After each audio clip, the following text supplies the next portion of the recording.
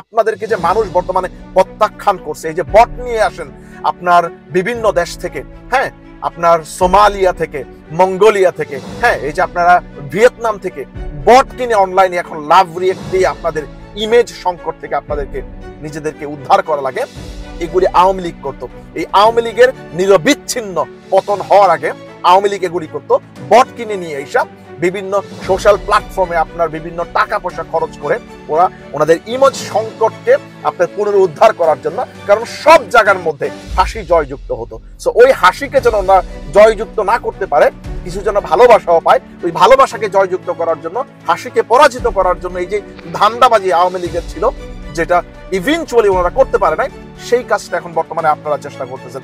বর্তমানে বিএনপি থেকে যারা ফ্রন্ট লাইনে থেকে কথা বলছেন, স্থায়ী কমিটির সদস্য মির্জা আব্বাস সাহেব থেকে শুরু করে মির্জা ফখরুল ইসলাম আলমগীর সাহেব থেকে শুরু করে ফৈজ্জা কাকা থেকে শুরু করে, রাইট, আপনারা যারাই কথা বলতেছেন, যারা স্পোক পার্সন হিসেবে বিএনপি হয়ে কথা বলতেছেন, ইনক্লুডিং এই যে তারুণ্যের ভাবলা লালন করা একজন নেতা ইশরাক সাহেব থেকে শুরু করে যারাই কথা বলতেছেন, আপনাদের প্রত্যেকটা পোস্টের মধ্যে বর্তমানে হাসি জয়যুক্ত হয়। Such a shame for you. Within a few months, the scenario has changed. Scenario has turned the way around against you guys, right? So আপনাদেরকে এগুলি থেকে শিক্ষা নেওয়া লাগবে। যদি আপনারা এগুলি থেকে শিক্ষা না নেন, তাহলে এই রাজনৈতিক ল্যান্ডস্কেপে আপনাদের পরবর্তী ভবিষ্যৎ হচ্ছে অন্ধকার, পরবর্তী ভবিষ্যৎ হচ্ছে আওয়ামী লীগের দেখানো পথে আপনাদেরকে হাঁটা লাগবে। এবং আওয়ামী লীগ ভারতের মধ্যে জায়গা পাইছে, আওয়ামী লীগ পুনর্বাসিত ভারতের মধ্যে হয়তো বা হয়েছে, ভারতের পার্কে, ভারতের নিউ মার্কেটের মধ্যে, মাঠে ঘাটে আওয়ামী লীগকে দেখা যায়। বাট আপনাদের অবস্থান কোন জায়গার মধ্যে হবে we don't know. We have to C the future of the BNP, right?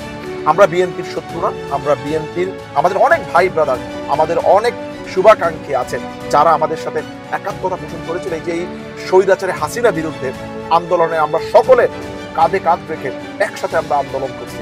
আপনারা বাংলাদেশে থেকে আন্দোলন করছেন মাঠে, আমরা প্রবাসে থেকে, আমরা অনলাইন প্ল্যাটফর্মে থেকে আন্দোলন করছি।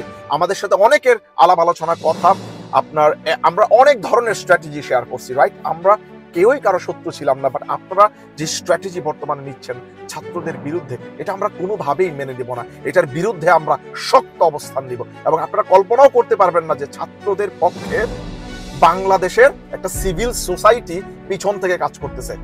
আপনাদের ভবিষ্যৎ একদম অন্ধকার। এই যে বারবার হাসি জয়যুক্ত হয়, এগুলি থেকে আপনাদের শিক্ষা নেওয়া লাগবে। যদি শিক্ষা না নেন, পরবর্তী আগামী কয়েক মাসের মধ্যে আপনারা আপনাদের যে রাজনৈতিক শিক্ষা, ফাইনাল একটা আপনারা শিক্ষা পেয়ে যাবেন, যেটা আপনাদের জন্য প্রাকৃতিক হবে, যেটা বিএনপির জন্য আজীবনের জন্য একটা শিক্ষা হয়ে যাবে।